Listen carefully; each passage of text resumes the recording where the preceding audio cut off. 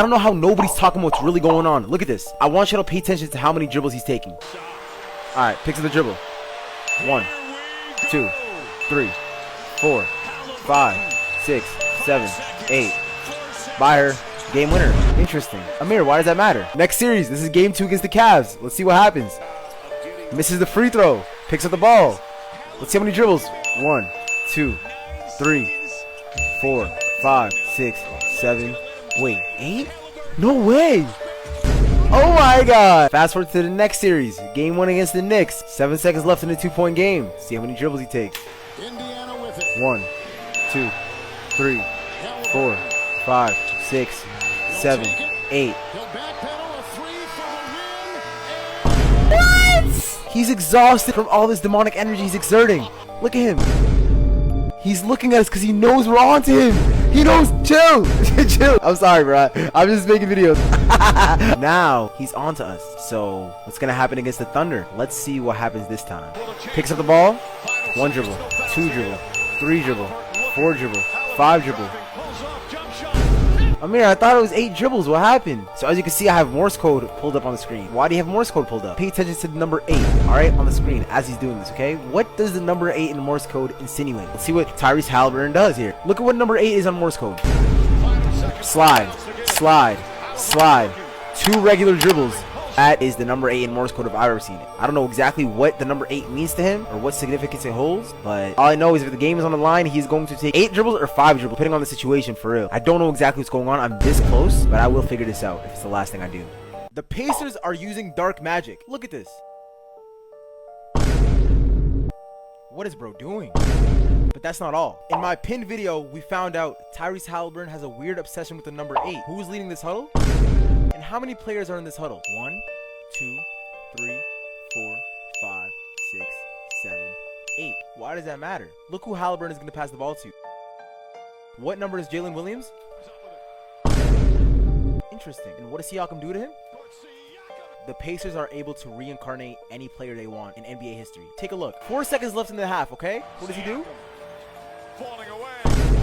Post-fade buzzer beater. That is not Siakam. More evidence. Do you guys think I'm trolling? I've been saying this. Tyrese Halliburton is talking. Look at Obi Toppin. Huh? What are you saying? He taps him. Dark magic immediately clicks. So who does he turn into? Interesting.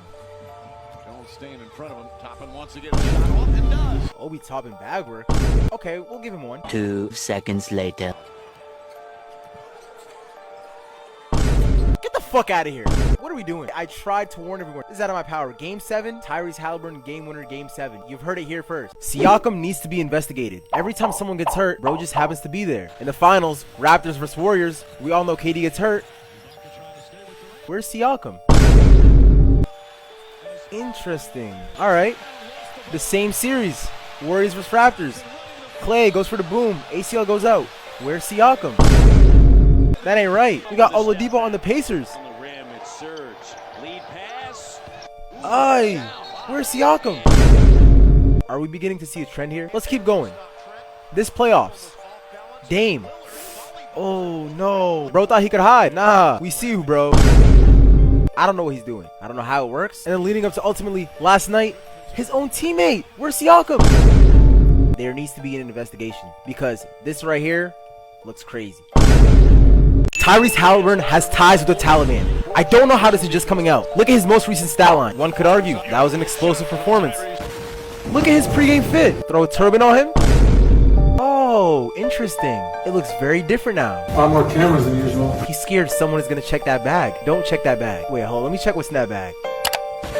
Y'all don't want to see what's in that bag. He has dark magic, a magnet ball, now the Taliban on his side. Once we figure out the 4th one, we might be able to defeat him. But right now, it's looking like he's unstoppable. But I'll still take this over foul baiting Shea, I ain't gonna lie. He's been doing this since 2011. Look, I was wrong. It's not Tyrese Halliburton. It's Rick Carlisle. He is the magnet ball activator. Look at this. Stay with me. Against the Bucks. I want y'all to see this. What is he doing? Activating the magnet ball. Guaranteed bucket immediately. Okay, cool. Next series. Siakam gets called for this foul. Rick Carlisle knows he's fucked. So what does he do? I gotta activate this magnet ball. No one's gonna realize that right there in the moment. Magnet ball activated right now. 5-point game, 57 seconds left. Pacers win 121-19. Interesting. Next game. His handlers are doing something. This shit should not have gone in. Clearly Magna Ball. He activated that shit. You seen that shit? So what happens in the finals? This gets called off Siakam. Obviously, no foul. So what does Rick Carlisle do? Okay, most people just look at that. Oh, the coach is challenging the play. No, bro. This guy is an intellectual. This guy is working with something or someone. SGA gets his shot. He makes that shot in his sleep. You're telling me he misses that one? Tyrese Halliburton comes in the other way. You're good, bro. The Magna Ball hasn't been activated. Yo, but this is nothing new. He's been doing this since 2011. Look, down 6 in the 2011 semis against Kobe with 4 minutes left. Who the fuck claps like that? You already know what's gonna happen next. Magna Ball has been activated. I'm sorry, Lakers fans. There's nothing you can do about it. Game. The very next series against the Thunder. Westbrook hits this. Puts them up by 10 with 2 minutes and 30 seconds left. What does Rick Carlisle do? Magna Ball has been activated. I wonder what's gonna happen next. Dirk starts hitting shit like this. I'm sorry. The Magna Ball has been activated. There is nothing you can do. Sorry, Thunder fans. It's not your fault. Fast forward to the 2011 finals. You would think LeBron James, Dwayne Wade, Chris Bosh can overcome the Magna Ball. 15-point lead with 6 minutes left. What does Rick Carlisle do? He sits on the bench, activates the Magna Ball, and now there's a magnetic force field around the rim, having LeBron James airball layups.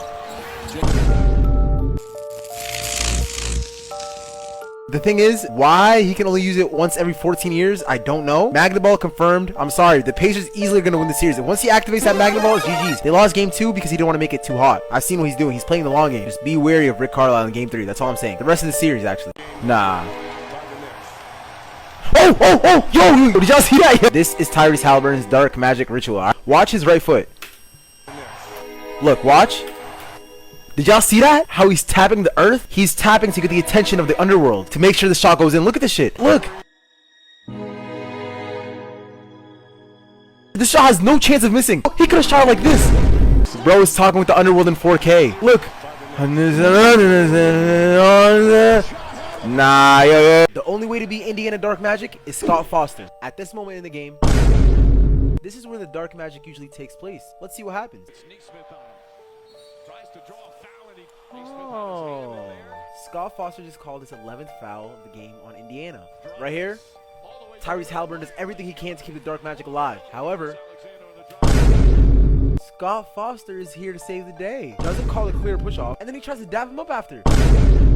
Nah, Scott, we on to you, bro. He is super powerful right now, in full effect. Scott Foster is beating dark magic in 4K. This is crazy. There's too much power on the other side, and look what happens. A random turnover. Who does that look like? And what happens on the other end? Interesting. Mr. Scott himself is here to save the day. His 12th foul of the game on Indiana. This play right here, a lot of people would not see in real time. SGA makes a tough move, right? Barely a foul here. They call him the extender for a reason. He is super powerful. If you really watch this, look. This is out of Nesmith's control. He does not want to swipe down at all. Scott Foster is controlling him to swipe down and hit him on the wrist. It's crazy. I've never seen anything like it. He can control players to make them foul. And look at his face after. The look of pure shock. What the hell was that? I didn't do that. There's nothing the Pacers could have done. It was dark magic versus dark magic with Scott Foster just too powerful. I've never seen anything like it. Pacers are going to foul. I want you to guess what ref calls the foul. I want you to guess what ref calls the foul here. Mr. Scott himself leading the 13 required. And look who's at the free throw line, of course. This is the most unpredictable finals I've ever seen in my life. Because on the other hand, the Pacers still have a Magna Ball, Taliban connections, and dark magic too. But the Thunder have Scott Foster. I don't know who's going to win this. I've never seen anything like this. The most important time of the game. OKC's winning 36-32. Pay attention to the coach. Did y'all see the activation? After the activation, okay, good pass. Double hezzy in his face. Okay, maybe he hits that. Look at the coach.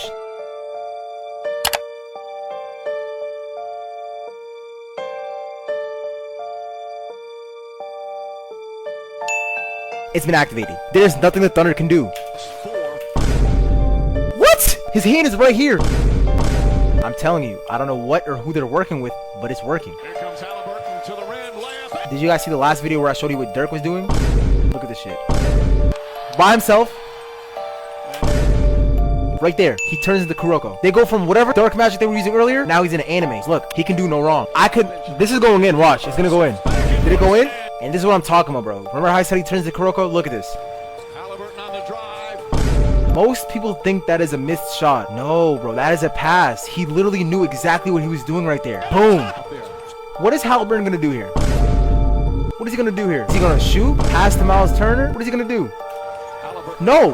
He's gonna cross court pass it to Neesmith, who's gonna shoot it with his hand in his face in the corner. Neesmith puts up a three. Nothing but net. Whoever he passes to is gonna be a bucket. Whoever it is, it doesn't matter. They're scoring. Yep.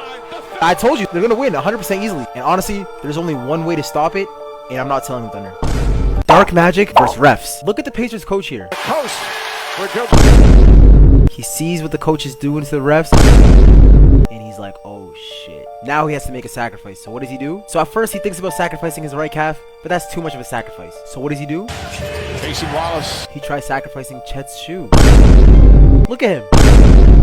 Most people think that he's hyped about the shot. No, he's hyped because he knows his sacrifice is working. However, the refs are onto it. So the next possession, they counter Halliburton's sacrifice by giving free throws to Shea on a jump ball. I asked ChatGPT, and that's the first time that's ever happened in history. Coincidence? I don't think so. And as soon as the Pacers start coming back because of that dark magic, look what they don't call on Jalen Williams. Miraculous comeback. Williams gets inside. What is the ref looking at? Apparently, you're allowed to hop, skip, and jump. This is going to Game 7. Dark Magic versus refs. I've never seen anything like it. I don't know who's going to come out on top. No idea.